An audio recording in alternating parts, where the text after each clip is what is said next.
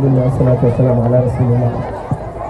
Tun da zuwa buge aiki na yake ta sanni magana ina ta boyewa dan ina magana manyan malamai na wannan guri. To amma na gode ma Allah da yasa abinda zan faɗa alkhairi ne. Malamai sun gama wa'azi ne kuma an bani sako.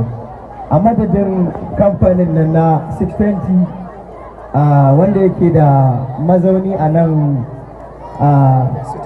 na jihar Sokoto ƙarƙashin jagorancin CEO nasa Honorable Abdulrashid Marafan Mainiyo ya ce a madadin hukumar wannan makaranta ya ba su naira 50,000.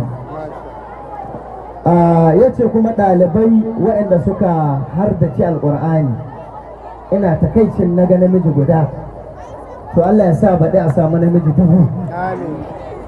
Ya ce kowannen su a bashi naira 5,500 ko su nawa ne.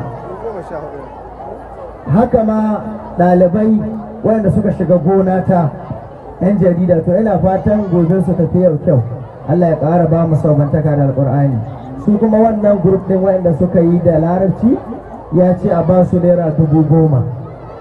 Da kuma waɗanda suka yi da hausa ya ce su ma a ba su naira 10,000. Waɗanda suka yi labarai kenan ko? Ina yaran da suka yi labarai ku ce Allahu Akbar. Daga yau an ce kusan sarkin malaman Sokoto kun san shi ko? To gashi nan Allah ya ƙara masa lafiya da nisan kwana. To saƙon Honorable Abdulrashid Marafan Mainiyo kenan, mamallakin kamfanin na SIX20 restaurant, gidan abincin nan da makulashi da ke diplomat, inda yana ba da kyaututtuka a cikin shirarwan yara da ke gidajen rediyo. Da yawan yaran da ke nan kila a yi ta ba ku kyauta ko?